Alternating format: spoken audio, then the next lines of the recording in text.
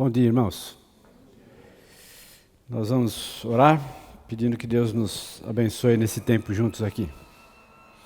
Mais uma vez, curve sua cabeça, feche seus olhos e rogue a Deus que fale ao seu coração, ministre a sua vida e dê a você as ferramentas que você precisa para trilhar o caminho da felicidade segundo Jesus. Louvado seja o teu nome, Senhor, nessa manhã. Mais uma vez nós nos encontramos nessa manhã, depois de participarmos da celebração da ceia do Senhor, relembrando a morte e o sacrifício de Jesus e ao mesmo tempo sendo exortados a Deus a proclamar através das nossas vidas que possamos continuar nessa mesma direção, tendo da parte do Senhor as competências necessárias, as ferramentas necessárias que nos viabilizem a possibilidade de realmente trilharmos um caminho que trará ao nosso coração felicidade e ao mesmo tempo espalhará essa felicidade através da nossa proclamação de vida na vida de outras pessoas, ó Deus. Abençoa cada pessoa que aqui está e abençoa também as demais salas de escola bíblica, que cada professor, cada aluno possa, ó Deus, ter em seu coração a disposição, o desprendimento para abrir mão dos seus próprios conceitos, a fim de assumir os conceitos da Tua Palavra, os conceitos do Teu Espírito em seus corações. Abençoa também o culto, que as pessoas que ali estiverem possam ser edificados pela exposição da Tua Palavra e possam, ó Deus, também sair animados, dispostos, ó Deus, a praticar tudo aquilo que estão aprendendo. Obrigado, em nome de Jesus, amém. Muito bem.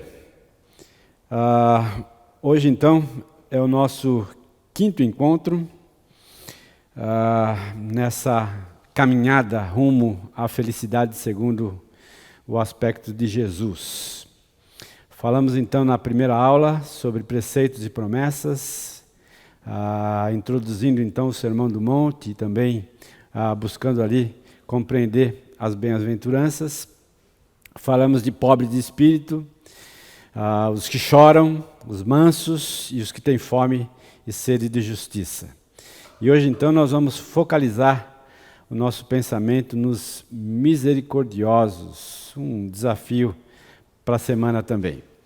Para esse texto, eu gostaria que você lembrasse, eu sei que você já sabe, mas Lamentações de Jeremias, capítulo 3, verso 22 e 23 diz assim: As misericórdias do Senhor são a causa de não sermos consumidos, porque as suas misericórdias, elas não têm fim. Renovam-se a cada manhã. Grande é a tua fidelidade. Esse texto nos mostra um aspecto bastante curioso a respeito de Jesus, ou a respeito de Deus, né? Deus coloca a questão da misericórdia como sendo o bloqueio para não destruir a vida do ser humano em função do seu pecado. É a misericórdia do Senhor que bloqueia esse aniquilamento, que é essa palavra descrita aqui, né? Consumir. Ele não nos consome em função da sua misericórdia. Então recebemos da parte de Deus uma misericórdia tremenda ao ponto de continuarmos vivos. Porque o salário dos nossos pecados é a morte. Mas em função disso, nós continuamos vivos, porque sobre nós está essa constante, diária misericórdia do Senhor sobre as nossas vidas. Posto isso, vamos um pouquinho mais para frente. O texto diz assim: Bem-aventurados, macários, felizes, os misericordiosos, porque eles alcançarão misericórdia. Essa palavrinha aí é leos. Misericórdia é um sentimento de compaixão, despertado pela desgraça ou pela miséria alheia. Quando eu olho a miséria do outro, quando eu olho a desgraça que se abateu sobre aquela pessoa, isso então começa a manifestar aquilo que chamamos de misericórdia. A palavra misericórdia tem origem latina. É formada pela junção de miserere, ter compaixão, e cordis, coração. Ter compaixão do coração. Um movimento que se estabelece de dentro para fora. Um movimento que começa dentro do ser humano e então se espalha para fora dele através das suas ações. Significa ter capacidade de sentir aquilo que a outra pessoa sente, aproximar seus sentimentos dos sentimentos de alguém, ser solidário com as pessoas. De uma certa forma, a misericórdia, ela conecta aquele que é o detentor dela para aquele que é o receptor dela. Há uma conexão bastante significativa aqui. Eu coloquei isso para você pensar um pouquinho, né? Expectativas e realidades. Porque quando a gente pensa assim, bem-aventurados os misericordiosos, porque eles alcançarão misericórdia, a gente pode pensar então que se à medida que eu for misericordioso com alguém, eu vou receber deste alguém a misericórdia também que eu enviei a ele, né? Vamos pensar um pouquinho sobre isso. Será que é certo pensar que isso significa que se eu for misericordioso com as pessoas serão misericórdias comigo também? O que você acha? Por que não? Por que não? Como? Então, Cristo foi misericordioso. Ele recebeu misericórdia em troca? Tá? Então nós temos um modelo aí, né? De alguém que foi misericordioso e não recebeu misericórdia em troca. Tá? Então, por que cargas d'água eu tenho que ser misericordioso?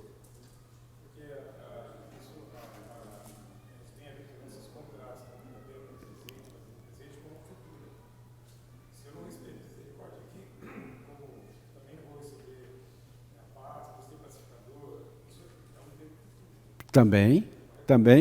Esse é um aspecto, porque lá na frente eu vou me dar mal.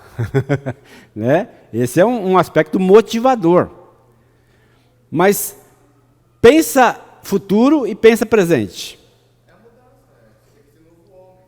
Perdão, você recebe a Cristo, conhece Cristo com a salvação. Tá. Então, porque... Tá? Porque eu fui transformado, né? Então a minha mentalidade não pode ser aquela do toma lá da cá, né? Essa é uma realidade. Uma outra coisa que alguém disse, perdão. Quer explanar um pouquinho mais isso?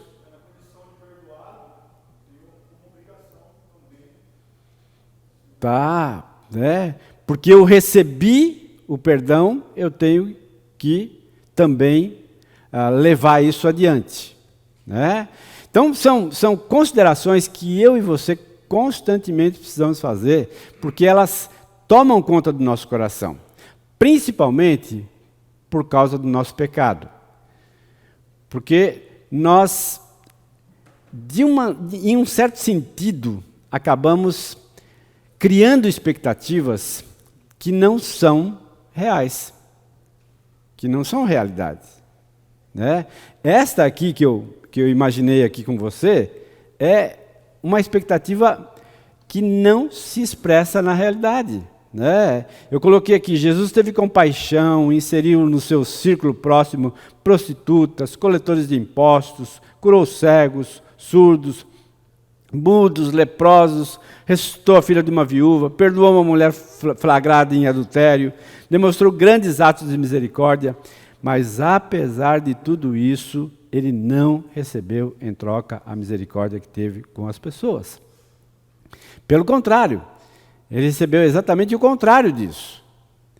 Ninguém teve misericórdia dele. Ninguém teve compaixão dele. Ninguém aliviou a mão. Né? Agora, se não aliviaram para Cristo, não vão aliviar para você. E nem para mim. Por mais misericordioso que eu seja. E esse é um caminho que é exatamente o contraponto da realidade.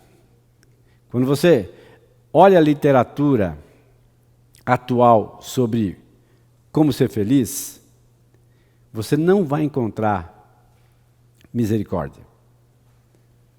Pelo contrário, você vai encontrar todas as outras realidades que se contrapõem à misericórdia, né, para que você então encontre a sua felicidade. E Jesus então vem exatamente nesse contraponto, nesse contrassenso que é a realidade ao qual eu e você estamos inseridos. Deixa eu fazer aqui um gráfico aqui. Tá? O transmissor, né, você e eu, desejosos de apontar a nossa misericórdia para aquele que precisa, para um receptor. Tá? Então eu me empenho nesse processo. Né? Eu vou em direção àquele que necessita, pratico a minha misericórdia, tá? E a minha expectativa não pode ser receber misericórdia dessa pessoa, nem de qualquer outra pessoa que não seja Deus. Tá? Então eu coloco aqui, Deus mesmo se responsabiliza em conceder misericórdia àquele que oferece misericórdia. Então, é uma prerrogativa do próprio Deus. Deus está dizendo assim para você, o caminho da felicidade, a bem-aventurança é ser misericordioso. E se você trilhar por esse caminho, eu mesmo me responsabilizo a responder a você com essa misericórdia. Agora, tem um detalhe aqui, que eu coloquei aqui, Colossenses 3,17. Lembra que diz Colossenses 3,17? O fator motivacional? Tudo o que fizerdes, seja em palavras, em ações, faça para quem? Para o Senhor. Faça para Ele. Embora você tenha diante de você uma pessoa necessitada, que você está exercendo a sua misericórdia para com Ele, mas Ele não é o ponto final. Ele é uma passagem. Né? Você precisa mirar em Deus e fazer para Deus, motivado por Deus. Embora o beneficiário da sua ação seja uma outra pessoa, mas o seu foco, a sua intenção, a sua motivação, a nossa motivação precisa ser para Deus.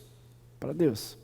E aí então Deus reverte isso, trazendo misericórdia a você no presente e no futuro.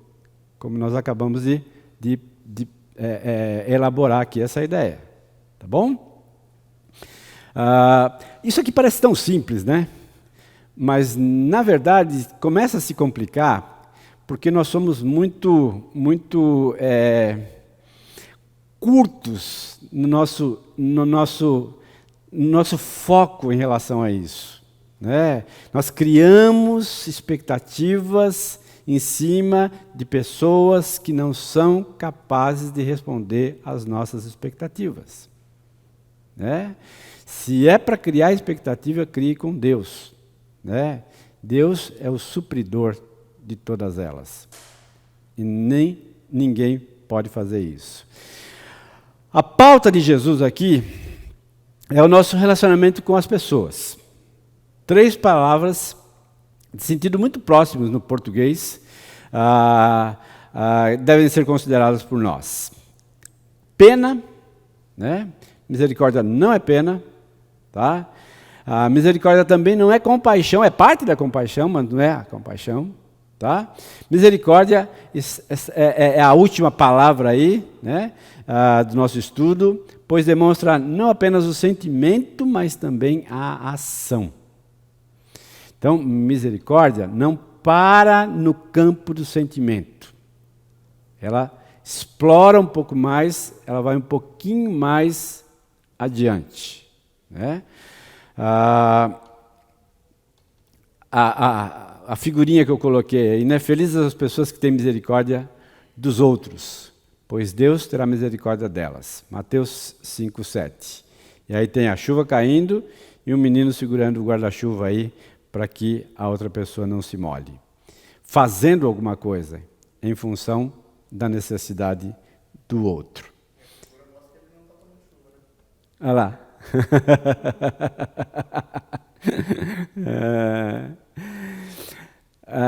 Não sei se você já leu ou se já assistiu essa peça, né?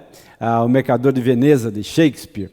Mas ele tem uma cena que ele coloca essa frase aqui. A qualidade da misericórdia não se impõe, mas ela cai como a suave chuva do céu. Não é uma imposição a misericórdia. Pelo contrário, né? Se ela for imposta, ela não tem o mesmo poder que ela deveria ter, como se ela fosse espontânea. Né? A qualidade da misericórdia não é relutante. Não é necessário usar a força para colocá-la em ação. Ela é voluntária e espontânea. Flui como a suave chuva do céu. E cumpre o seu papel fundamental, trazer esperança. Eu vivenciei essa semana uma situação bastante interessante. Trabalho num restaurante e nesse restaurante tem vários funcionários, né? E um dos funcionários perdeu a mãe, né? E aí ele entrou na minha sala chorando, né?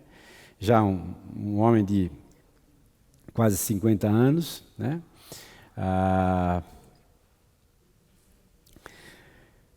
E aí então eu acalmei ele, sentei ele e conversamos um pouco ali, né? E aí eu disse assim, eu posso orar por você? Né? Ele não crê em Deus, né? Tem uma vida totalmente desregrada, né? Aí ele diz assim para mim, apesar de tudo, pode orar, né?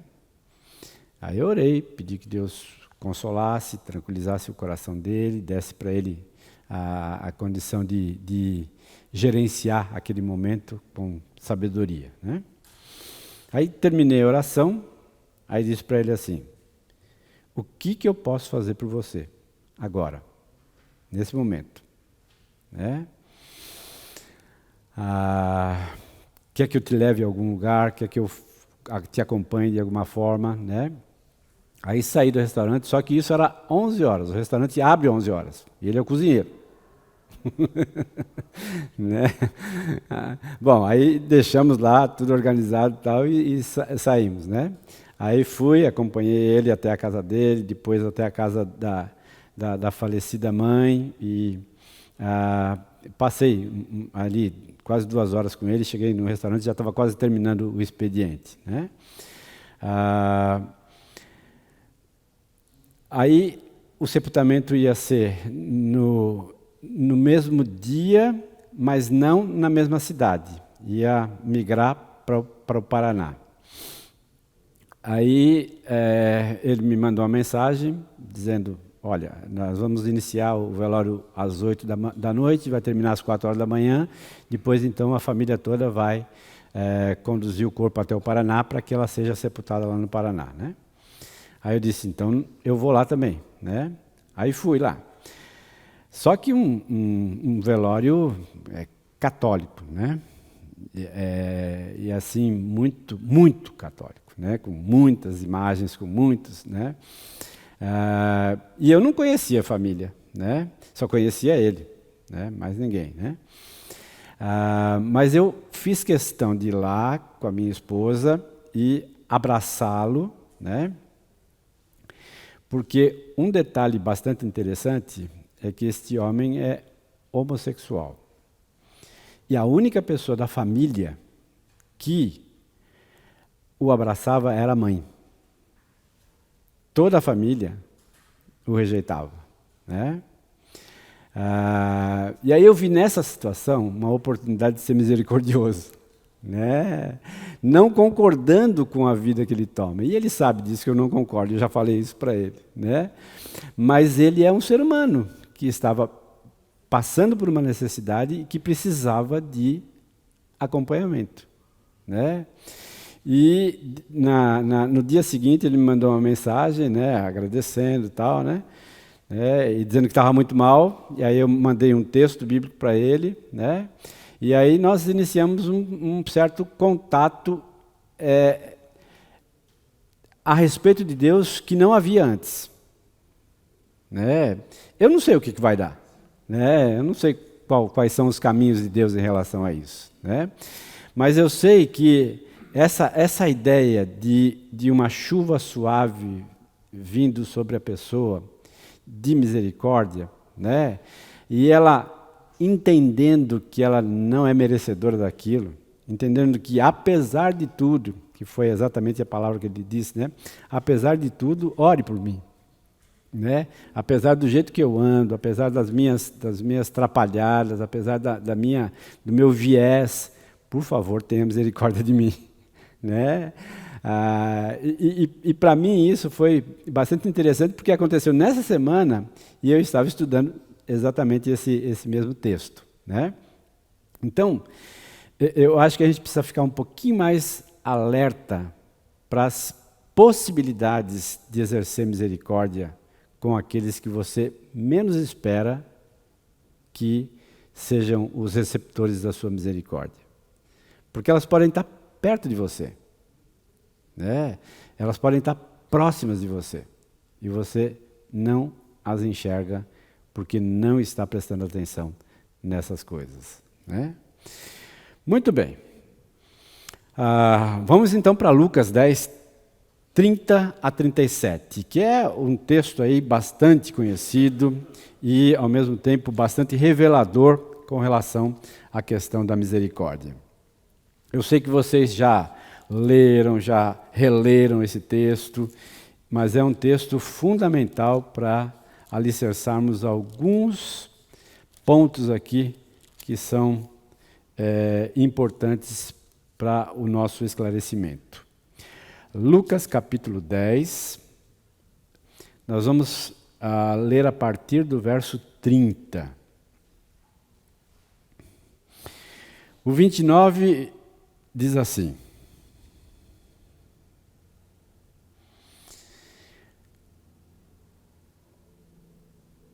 Vamos um pouquinho antes, então. 25. Eis que certo homem, intérprete da lei, se levantou com o intuito de pôr Jesus à prova. Lembra?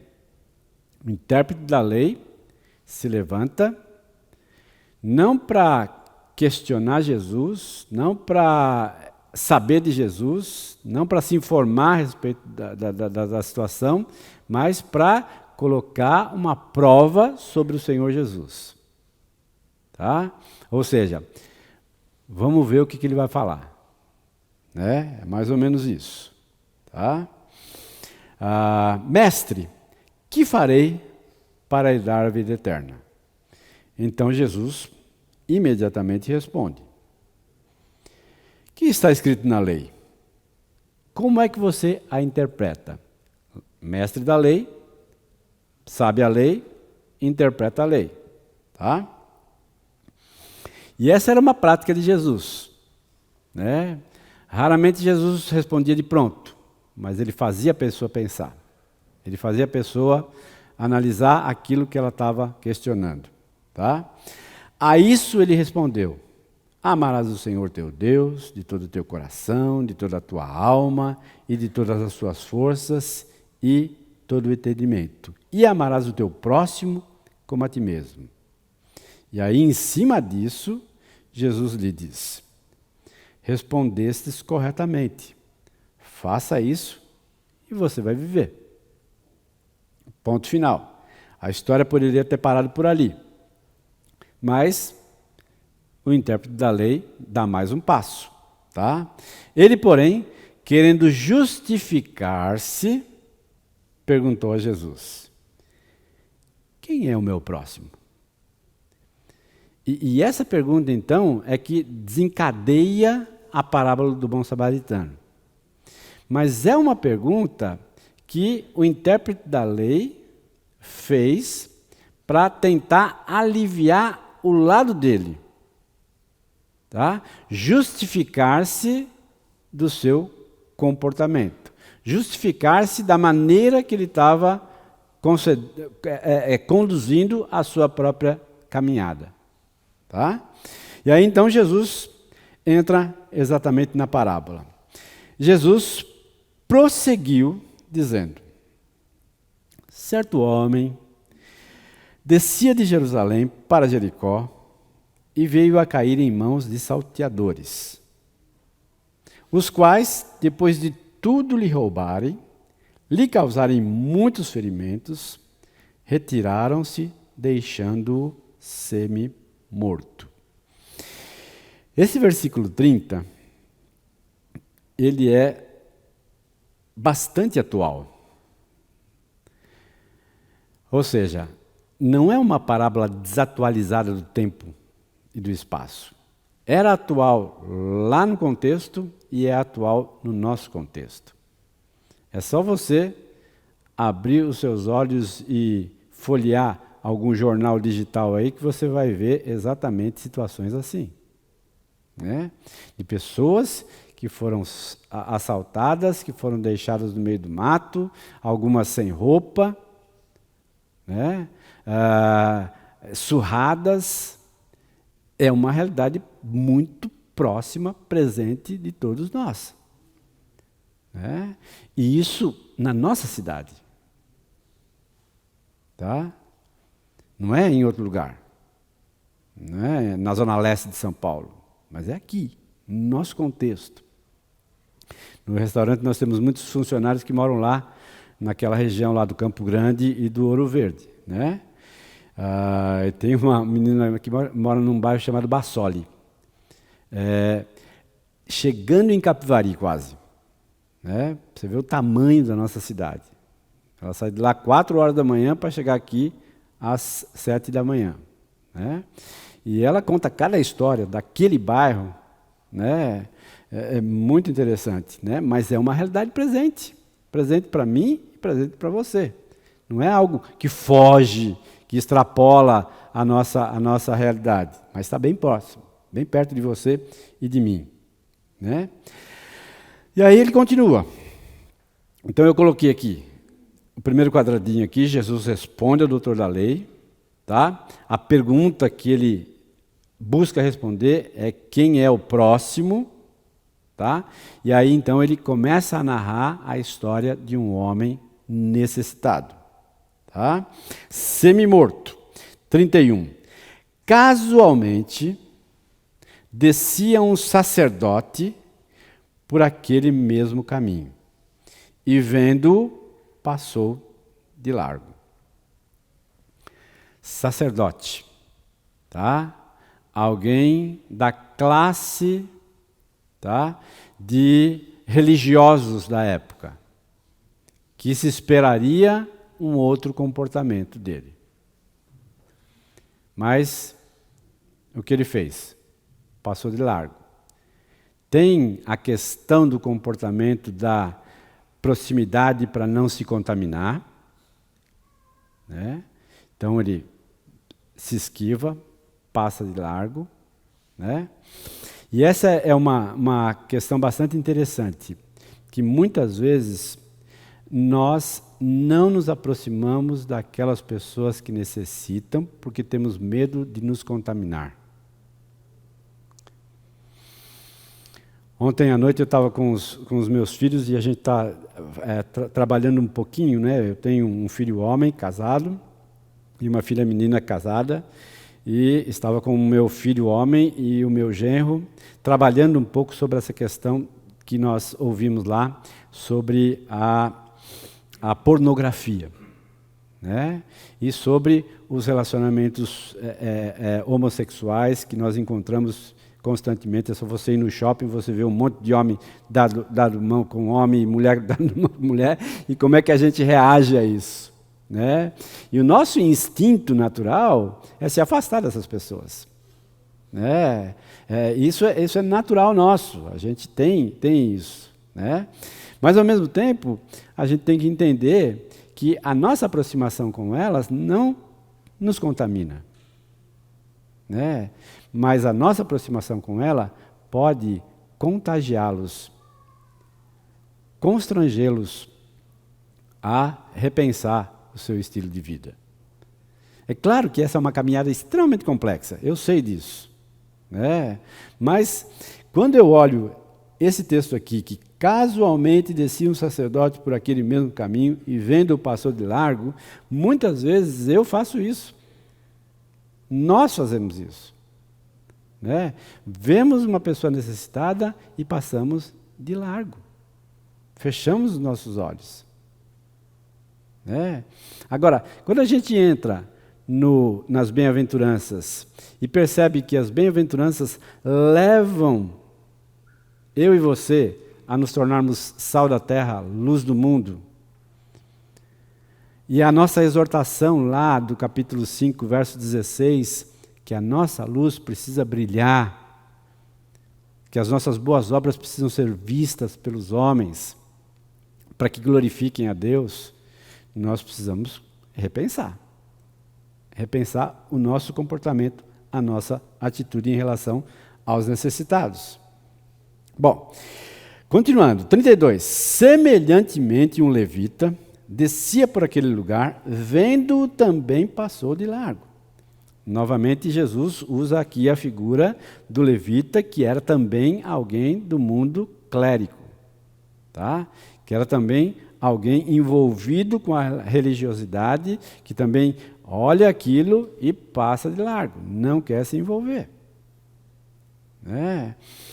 E o que chama a minha atenção aqui, precisa chamar a sua atenção, é que o mesmo evangelho que me salvou é o mesmo evangelho que pode salvar o necessitado. Não existem dois evangelhos, um para ele e outro para mim. Não existe um evangelho para o homossexual e um evangelho para o heterossexual. É o mesmo evangelho. É o poder de Deus para a salvação de todo homem, independente do seu viés, né? É o mesmo evangelho. É esse evangelho que eu e você precisamos pregar. Muito bem. 33. Certo samaritano que seguia o seu caminho. Lembra, samaritano, judeu, não se dava com samaritano, né? E ele então usa exatamente essa figura de alguém que já era e já sofria de um preconceito do judeu para com ele, tá?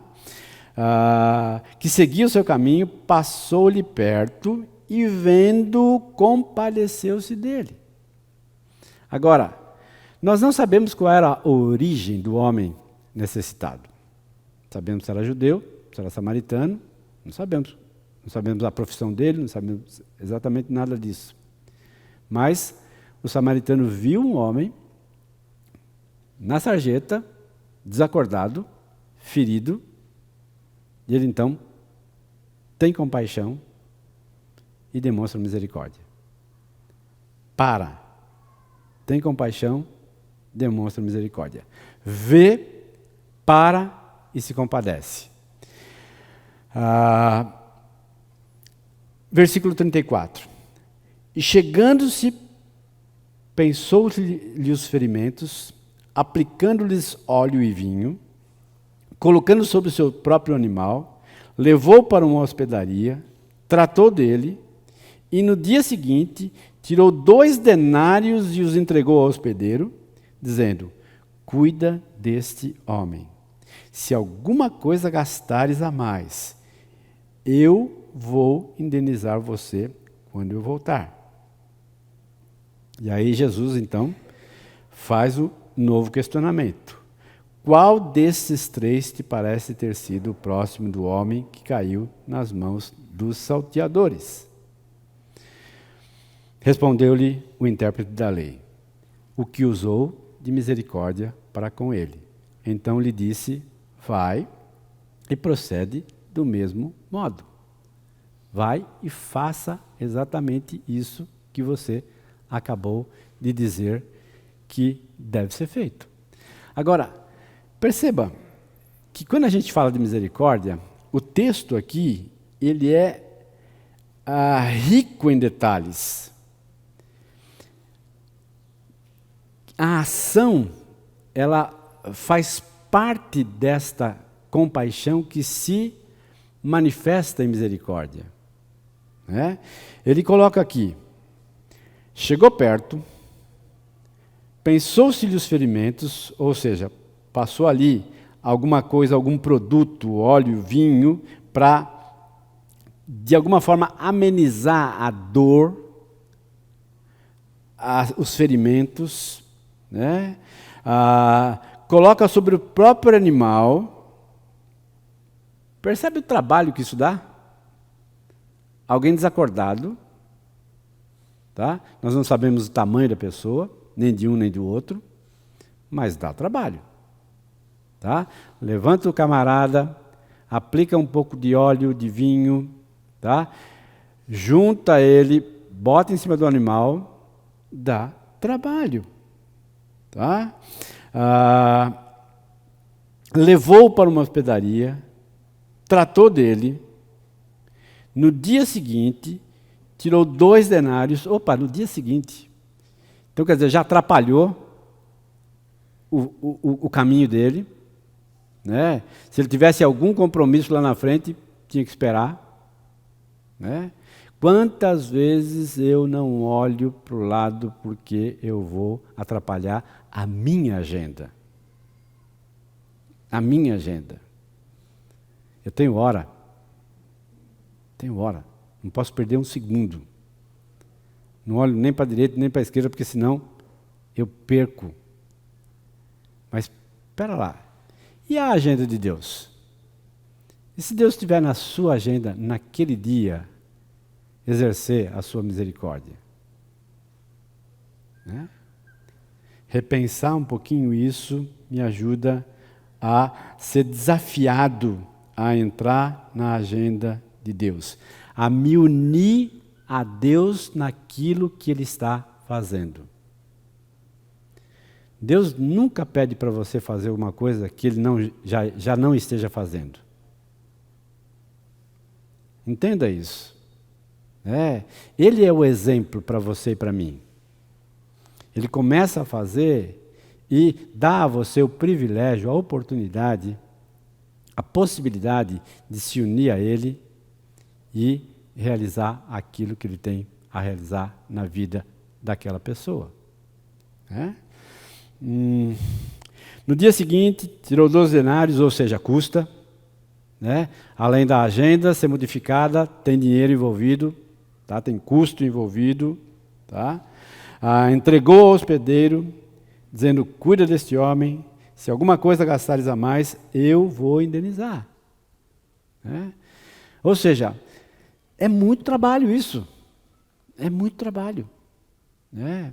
A misericórdia exige de nós uma postura, uma atitude, uma disposição de abrir mão de agenda, de abrir mão de recursos em prol do outro.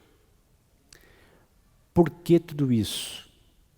Porque este mundo que jaz no maligno precisa ver essas coisas acontecendo da parte da igreja do Senhor Jesus Cristo.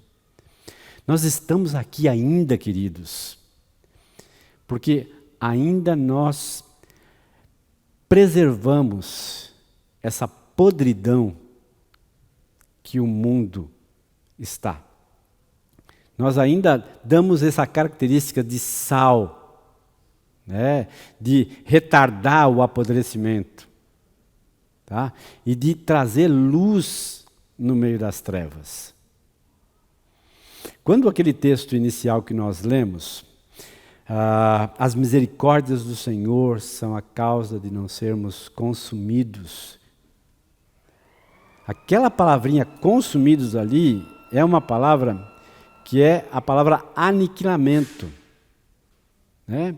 E se a gente pensar nas três realidades aos quais Satanás está no nosso mundo, nós precisamos entender que uma delas é matar, roubar, destruir, aniquilar.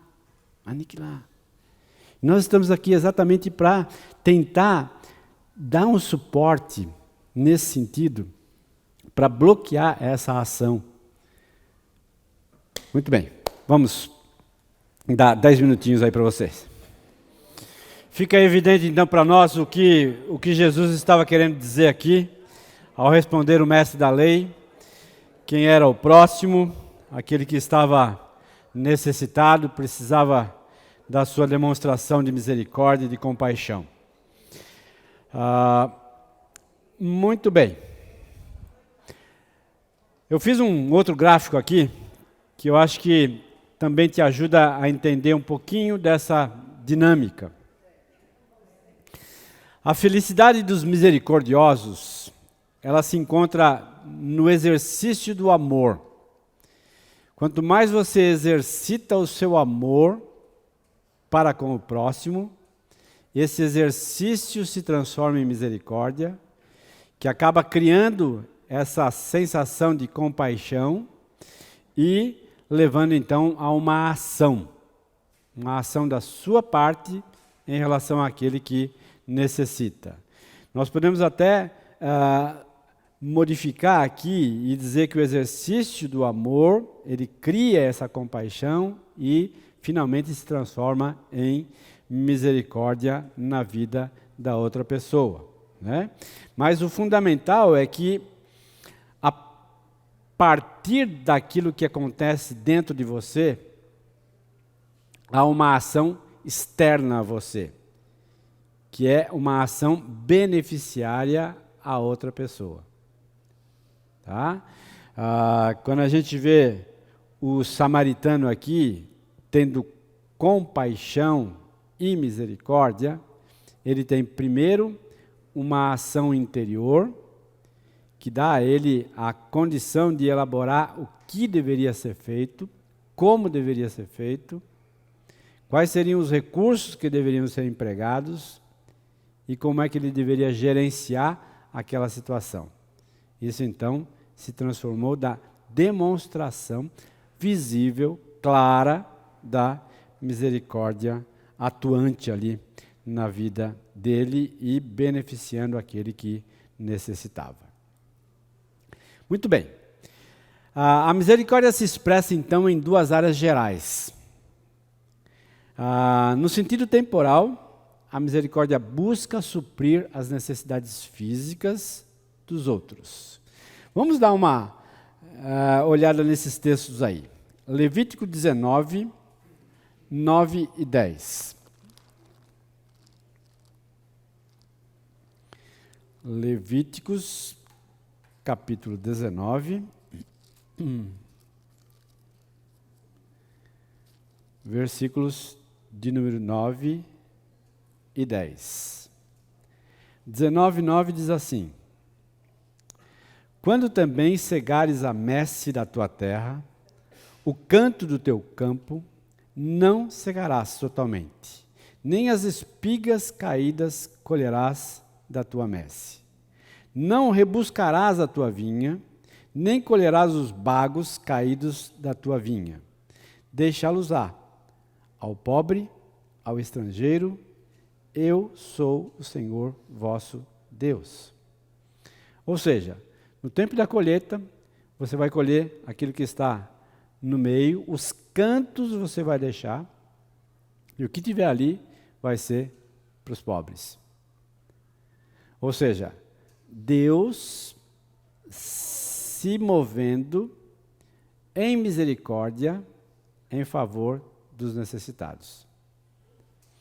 Um outro texto, Salmo 41, 1. Salmo número 41.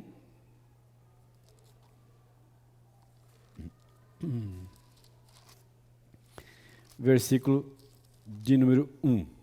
Bem-aventurado o que acode ao necessitado. O Senhor o livrará no dia do mal.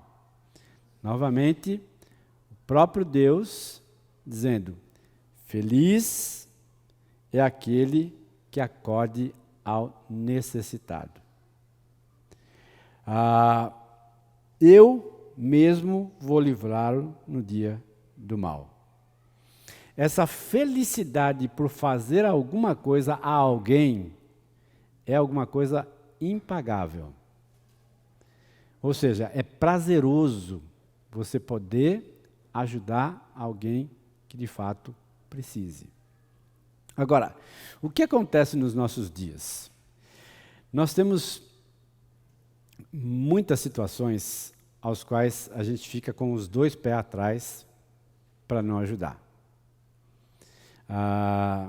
Eu já disse para vocês que eu fui pastor em Minas Gerais durante 20 e poucos anos da minha vida, né?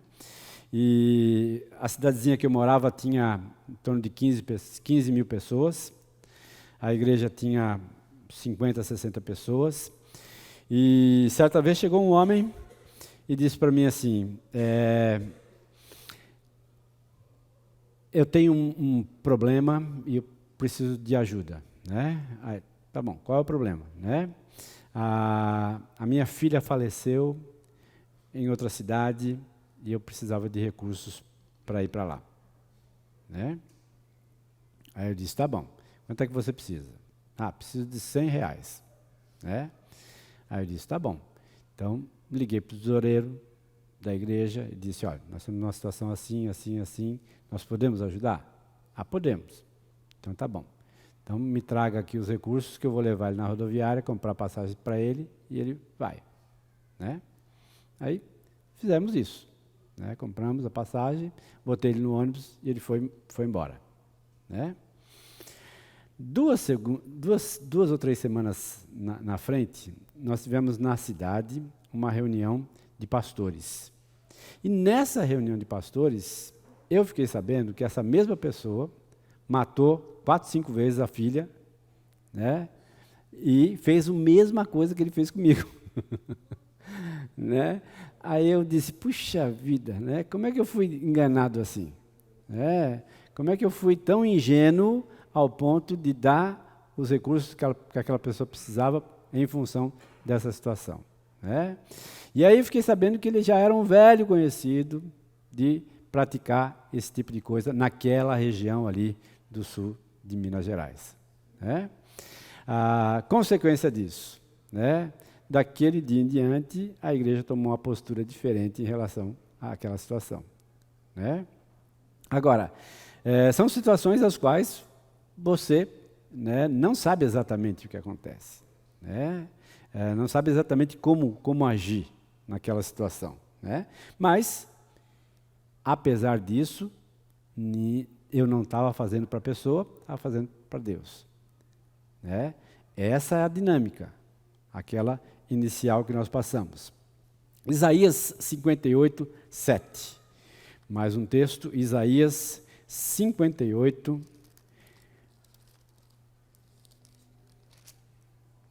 versículo 7. 7 a 10. Porventura não é também que repartas o teu pão com o faminto e recolhas em casa os pobres, desabrigados, e se vires o nu, o cubra, e não te escondas do teu semelhante. Então romperá a tua luz como a alva, a tua cura brotará sem detença, e a tua justiça irá adiante de ti, e a glória do Senhor será a tua retaguarda. Ou seja, mais um desafio, né, para não paralisar, mas para exercer misericórdia. E finalmente Gálatas capítulo 6, verso 9 e 10, já no Novo Testamento, Gálatas capítulo 6, versos 9 e 10. que diz assim: E não nos cansemos de fazer o bem, porque a seu tempo ceifaremos, se não desfalecermos. Por isso, enquanto tivermos oportunidade, façamos o bem a todos, mas principalmente aos da família da fé.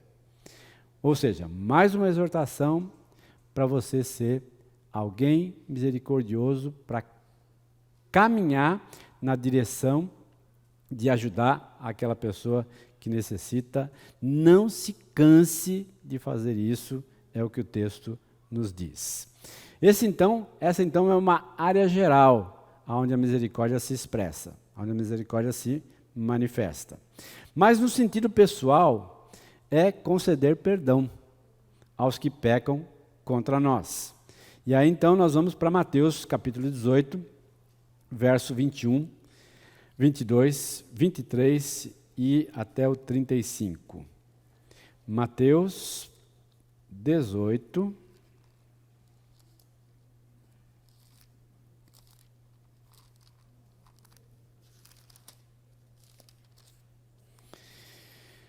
(18, 21).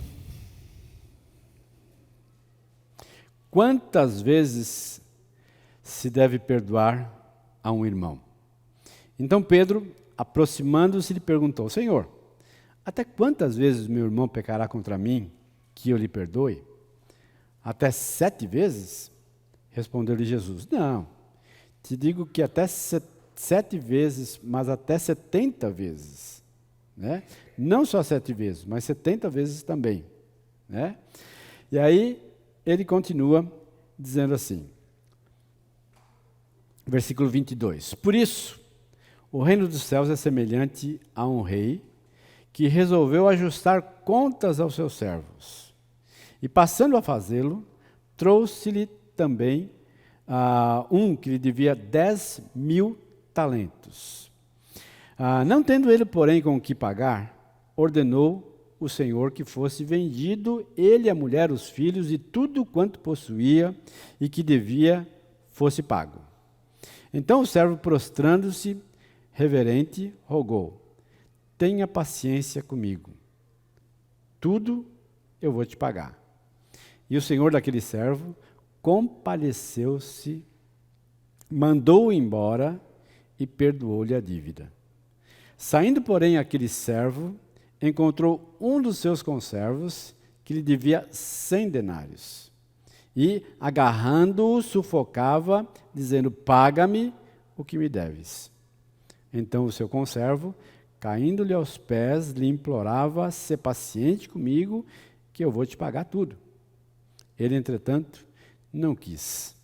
Antes, indo-se, o lançou na prisão, até que saldasse a dívida. Verso 31. Vendo os seus companheiros o que se havia passado, entristeceram-se muito e foram relatar ao seu senhor tudo o que acontecera. Então o seu senhor, chamando-o, lhe disse: servo malvado, perdoei-te aquela dívida toda, porque me suplicaste. Não devias tu igualmente compadecer-se do teu conservo, como também eu me compadeci de ti? Indignando-se o seu senhor, o entregou aos verdugos até que lhe pagasse toda a dívida. Assim também, meu Pai Celeste vos fará, se do íntimo não perdoardes cada um o seu irmão. Essa narrativa de Jesus aqui revela para mim e para você esse aspecto geral da demonstração de misericórdia no nível pessoal. Né? Ou seja, eu não posso me privar, né, de oferecer o meu perdão independente da outra pessoa. Eu não tenho essa prerrogativa pessoal. Eu não tenho essa competência para agir assim. Não importa a quantidade, importa é aquilo que Deus espera de mim e de você nessa questão. Né? Aí eu coloco aqui algumas razões, né, que eu e você precisamos exercitar a misericórdia na minha vida e na minha caminhada, na minha estrada, na minha jornada como ser humano aqui na Terra. Né? Em primeiro lugar, eu preciso exercer a misericórdia porque ser misericordioso habilita a mim mesmo a receber misericórdia divina, como nós já falamos aqui. O texto, ele não defende nenhum aspecto de salvação pelas obras. Não é porque eu fiz é que eu vou ser beneficiado. Não tem nada a ver aqui no contexto com relação à salvação. Mas é um privilégio dos crentes em Cristo Jesus, salvos, como diz Efésios capítulo 2, verso 8 e 9. Então, você e eu, a partir do momento que nós recebemos a salvação de Jesus, nós temos então o privilégio de exercer a nossa misericórdia, não para ser salvo, né? Não para conquistar alguma coisa da parte de Deus, mas simplesmente porque nós somos gratos pela salvação que recebemos e então exercemos a nossa misericórdia para com a outra pessoa. E eu coloquei aí o verso 33 dessa parábola que nós acabamos de ler, do credor incompassivo. Será que você também não devia ter compaixão do seu conservo, assim como eu tive compaixão de você? Né? Então, esse trocadilho aqui precisa fazer muito efeito na minha mente e no meu coração. Né? Ou seja, eu devo ter compaixão porque eu recebi compaixão. Eu devo ser misericordioso porque eu recebi misericórdia.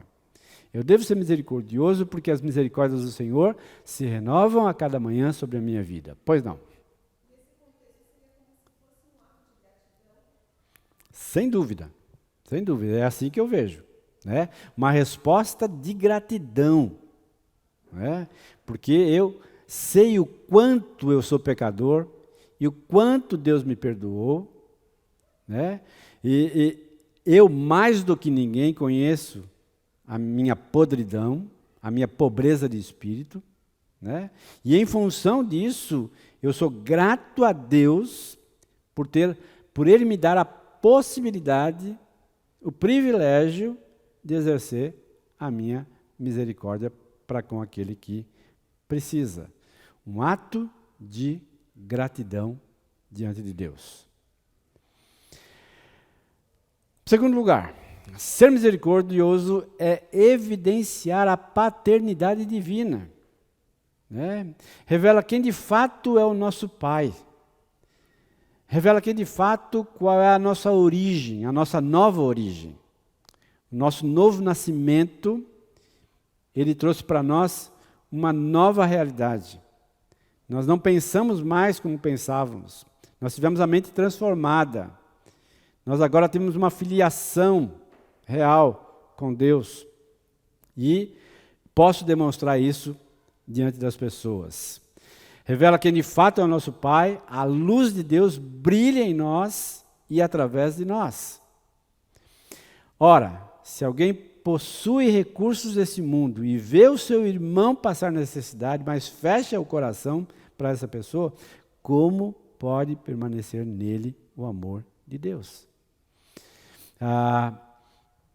Talvez um texto mais significativo que esse, né? Com tanta realidade clara aqui, mostrando para nós que o exercício da nossa misericórdia em relação ao necessitado, ao olhar, eu não posso fechar os olhos. Ao olhar, eu não posso ignorar.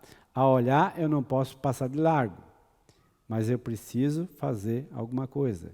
Por quê? Porque ao fazer alguma coisa, eu vou revelar que o amor de Deus ainda continua presente no meu coração, na minha vida. Tá? Talvez hoje, mais do que nunca, esse aspecto precisa ser evidenciado. Porque nós vivemos em dias aos quais está sendo tão difícil, tão massacrante, né? Que a gente simplesmente fecha o coração e não quer saber de auxiliar ou de ajudar ninguém que está necessitado, ninguém que precise da nossa ajuda.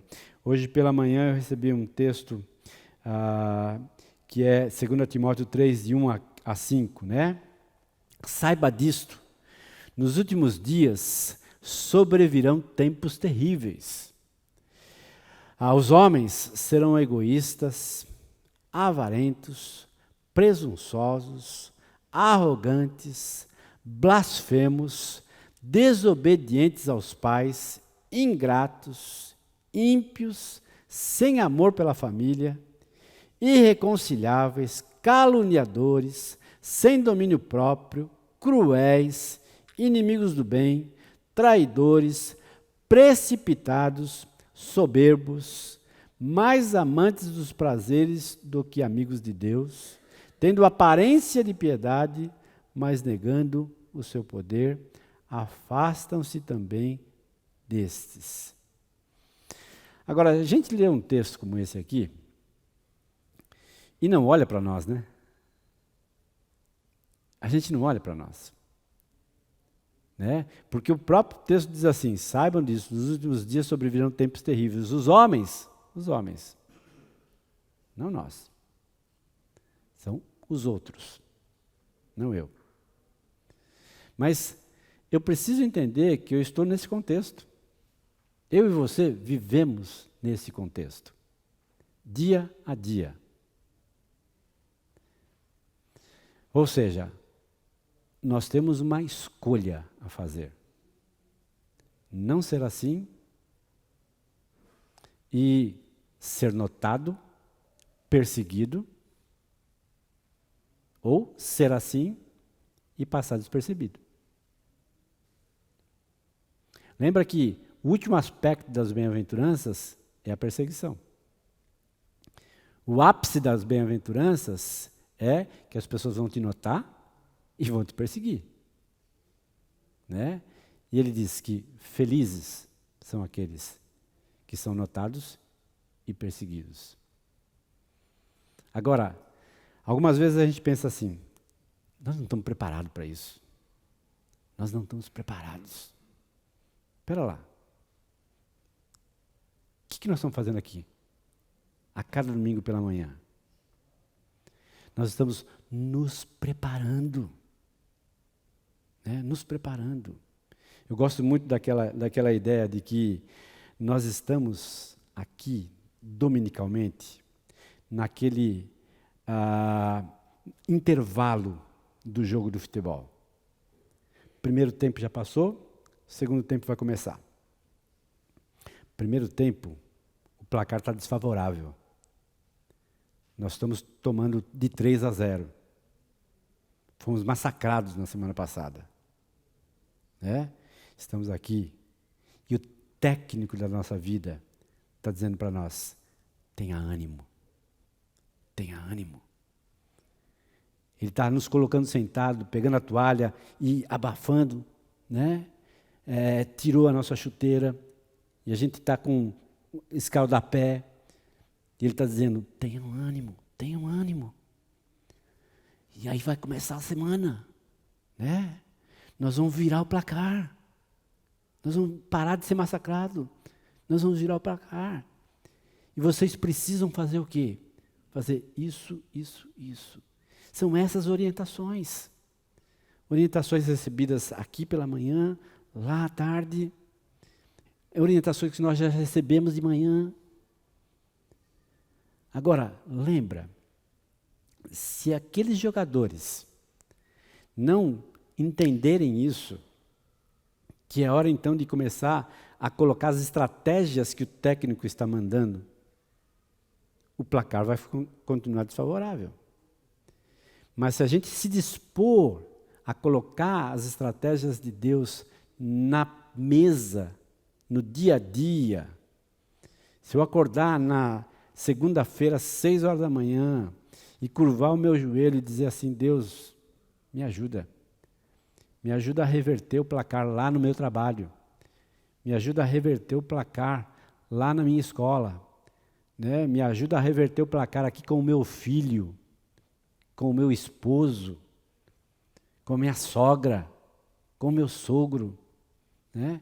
Me ajuda,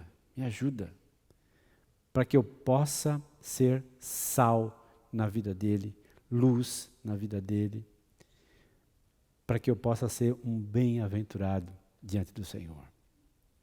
E quando então eu assumo isso, eu começo a perceber alguns aspectos sendo modificados pela mão de Deus, pela ação de Deus, em função da minha obediência a Ele.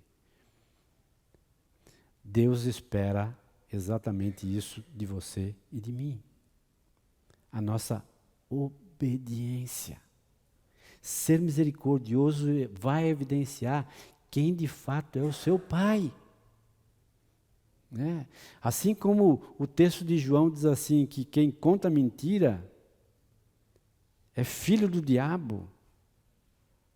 Né? A gente precisa entender que quem exerce misericórdia é filho de Deus. Né? Quem fala a verdade demonstra quem é o seu Pai. E assim sucessivamente. Muito bem. Espero que você seja desafiado. Ser misericordioso, pois não.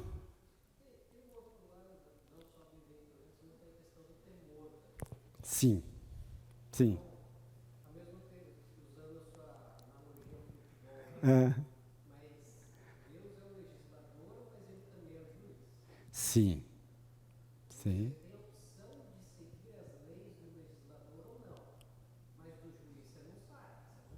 É verdade. É verdade, né? Ou seja, mais cedo ou mais tarde, você vai ser enquadrado. Né? Mais cedo ou mais tarde, você vai enquadrar.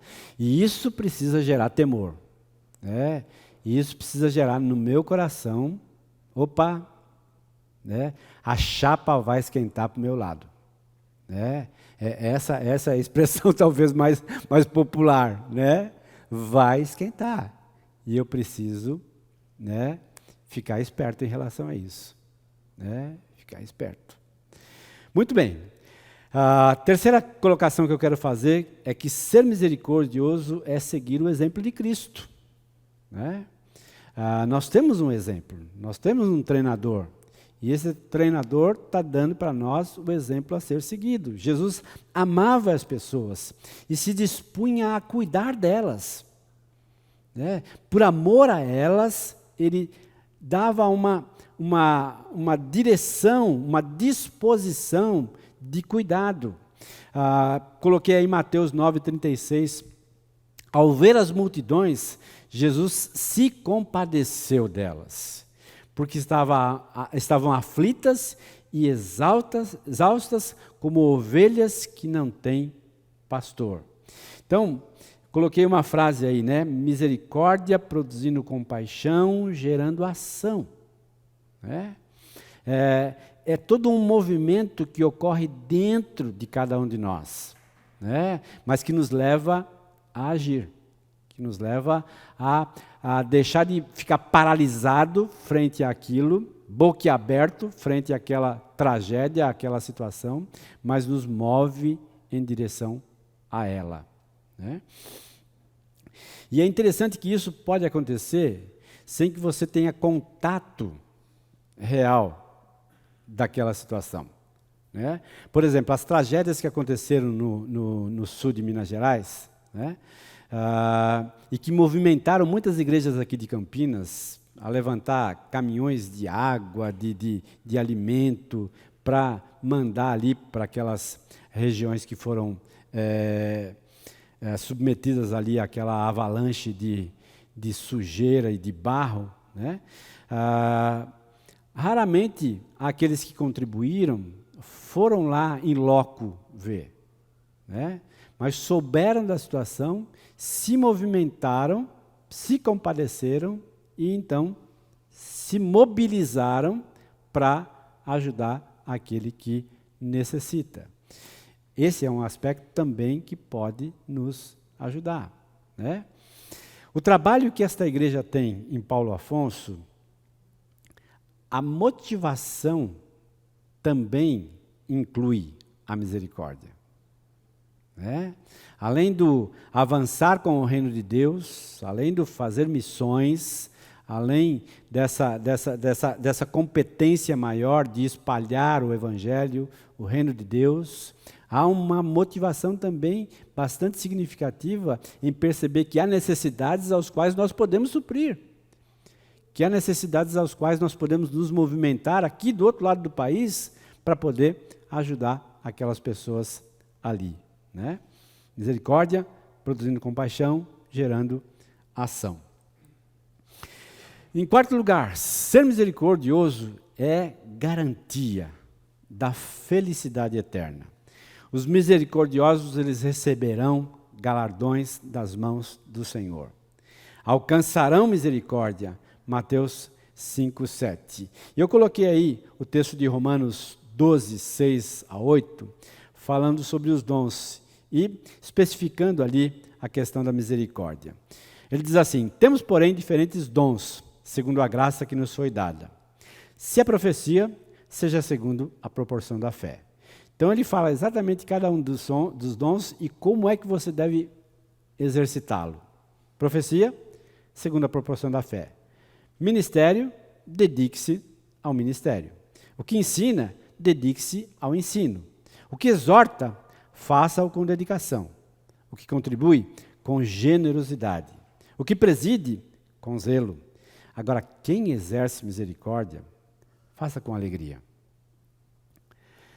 E aí ele traz então à tona a motivação. Né? A motivação do exercício da misericórdia é importante, é relevante, é significativa. Né?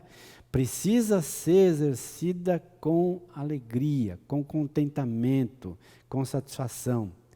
Não com dor, não com constrangimento, né? Não com aquela postura de que eu estou fazendo porque todo mundo está fazendo. Né? Não, faça com alegria. Exerça a misericórdia com alegria e não de modo constrangido em relação àquela situação. Muito bem. A misericórdia é o ministério de Deus para com o miserável. Não é apenas sentir compaixão ou tristeza por alguém em dificuldades. Significa se identificar com os que estão sofrendo, sentir a dor que eles estão sentindo, para em seguida fazer algo a respeito, a fim de solucionar o problema.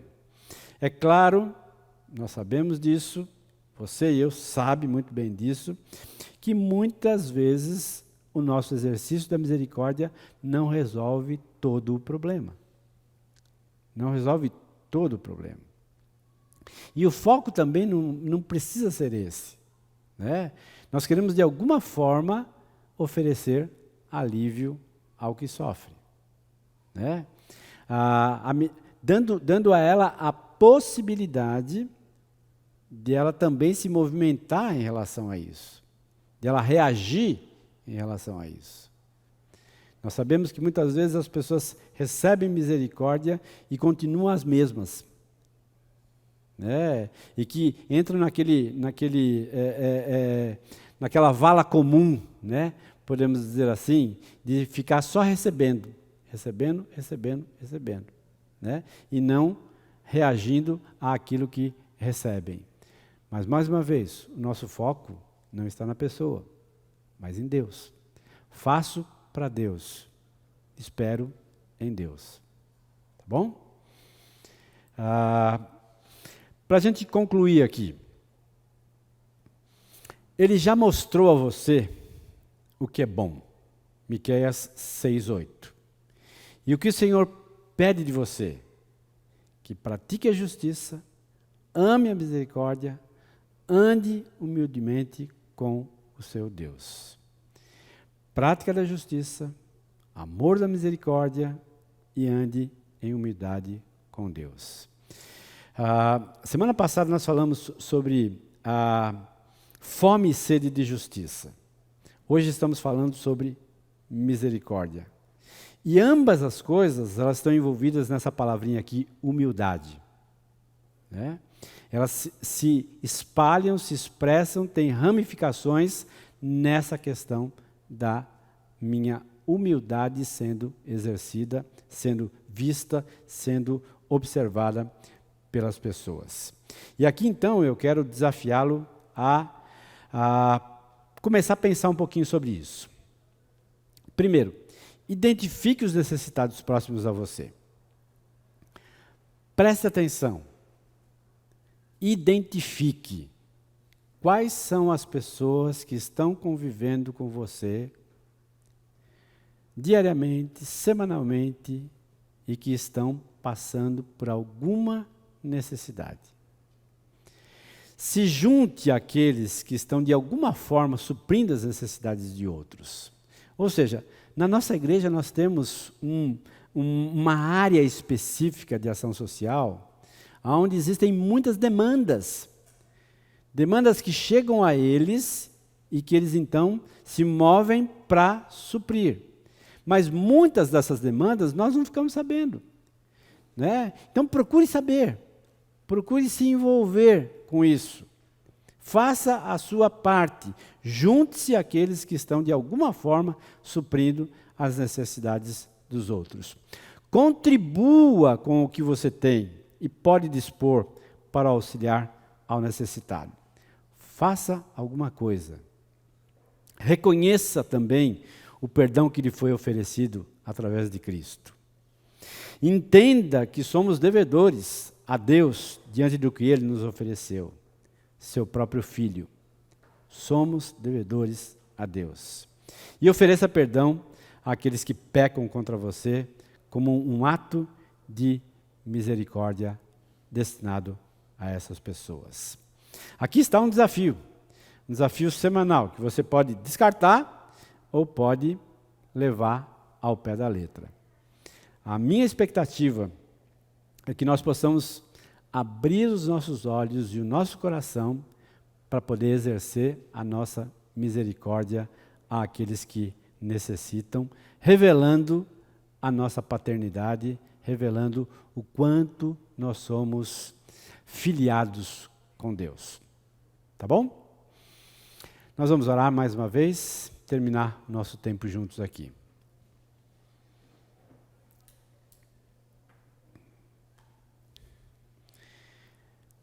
Senhor, a Tua palavra é viva e eficaz. E ela corta o nosso coração. Juntas e medulas, como Hebreus diz. Ajuda-nos, ó Deus, a nos rendermos a essas demandas que chegam até nós, na disposição de servir ao Senhor, na disposição de obedecer a Tua palavra, na compreensão e no temor que precisamos, ó Deus, revelar diante da nossa caminhada aqui nessa terra. Que o Senhor nos ajude, Deus, a sermos constantemente treinados a exercermos atos de misericórdia em relação aos que necessitam. Que a graça do Senhor possa conduzir-nos até os nossos lares. Que possamos ter uma semana abençoada na presença e sob os cuidados do Senhor.